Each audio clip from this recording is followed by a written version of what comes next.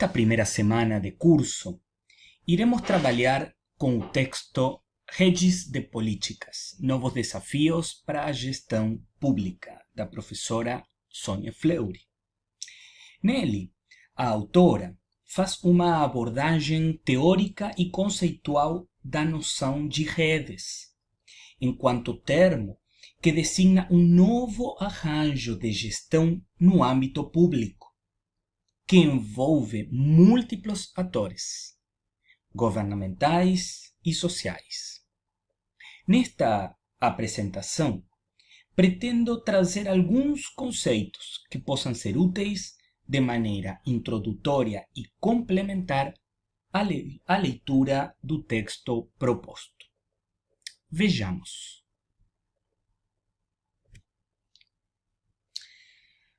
Por que falar de redes?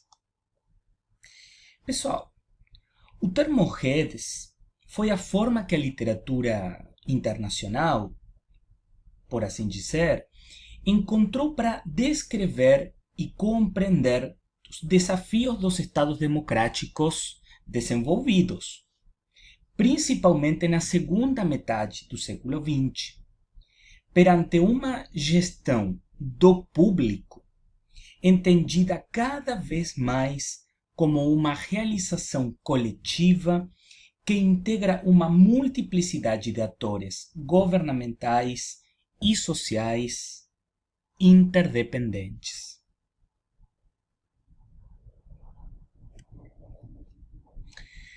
A proposta da abordagem de redes é analisar justamente a ação estatal, materializada, por exemplo, numa determinada política pública, ou programa, ou determinada medida, a partir de alguns elementos chaves, tais como, por exemplo, atores, sujeitos que interagem, decidem, assumem compromissos e atuam criando uma trama de vínculos.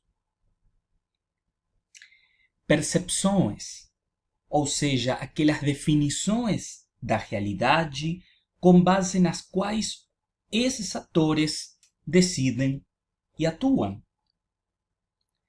Recursos podem ser de qualquer índole, seja financeiros, humanos, tecnológicos, informacionais, dentre outros.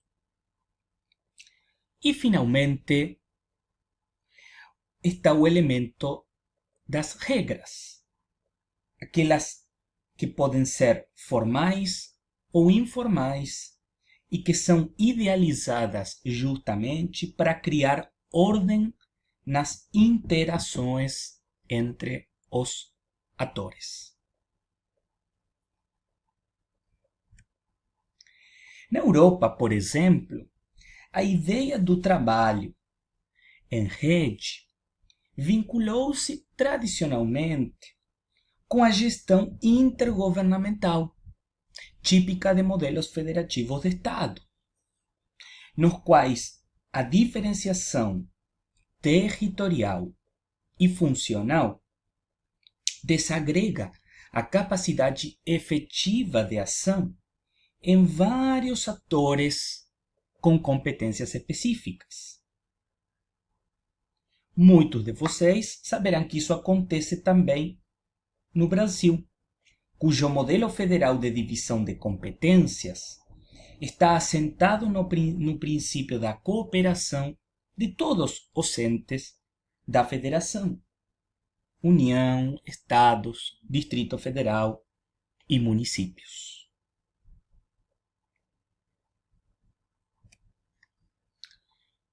Mas, voltando ao conceito de redes, conforme emerge da literatura, o mesmo apresenta-se como um termo polissêmico, com diferentes significados e interpretações segundo os diversos enfoques disciplinares.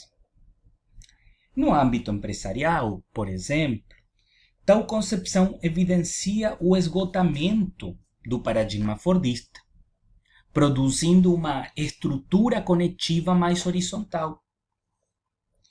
Já no âmbito da psicologia social e na sociologia relacional, o enfoque central está nas relações sociais, a partir das quais é possível compreender o sentido das ações sociais. No âmbito da antropologia, a ideia de redes é construída pelas relações concretas criadas pelos indivíduos. E assim por diante.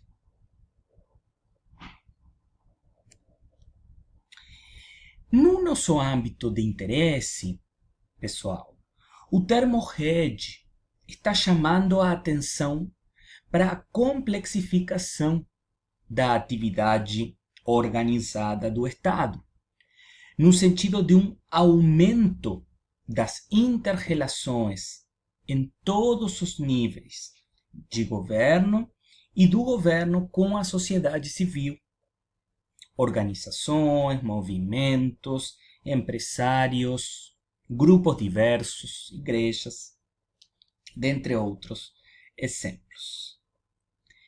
É bom lembrar que tal complexificação, pessoal, só veio acontecer na América Latina depois dos processos de redemocratização que tiveram lugar na década de 80, que puseram fim aos estados burocrático-autoritários das décadas anteriores.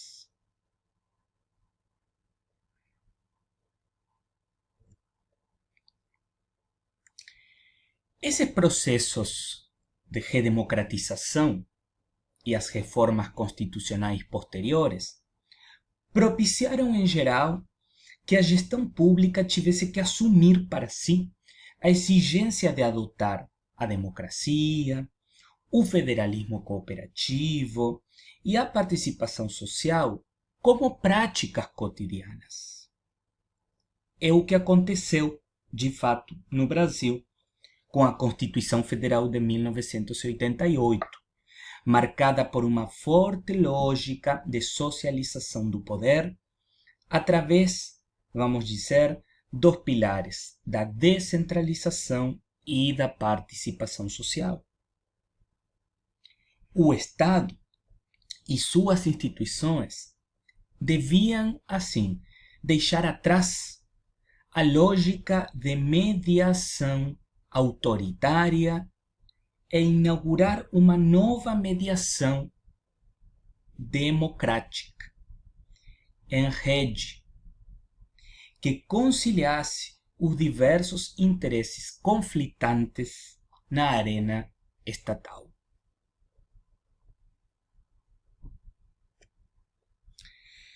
Mas nós sabemos que, em termos práticos, em muitos setores, a administração pública brasileira não tem conseguido vencer o isolamento burocrático, desatrelar os governos estaduais e municipais do governo central, ou, por exemplo, favorecer as práticas participativas e o controle social de forma ampla e geral.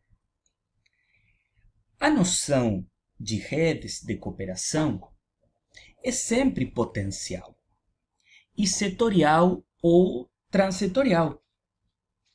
O conceito de Estado em rede remete a uma dinâmica que estará sempre permeada por relações de cooperação e conflito. Dessa forma, pessoal, o referido termo representa um modelo teórico que nos permite analisar arranjos de gestão através dos quais atores governamentais e sociais ordenam seus interesses, na maioria das vezes conflitantes, em fase de metas coletivas.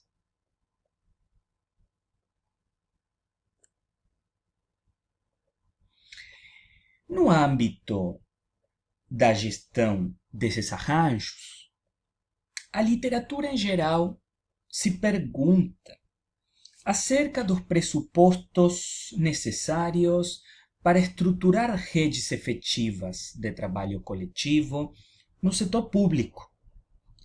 E um dos problemas recorrentes é a excessiva fragmentação de interesses com a qual o arranjo tem que lidar. Isso está nos falando, a meu ver, da importância do Estado e de suas instituições na coordenação desses arranjos. A questão não é reduzir ou diminuir o papel do Estado em detrimento de não conseguirmos essa construção coletiva esperada,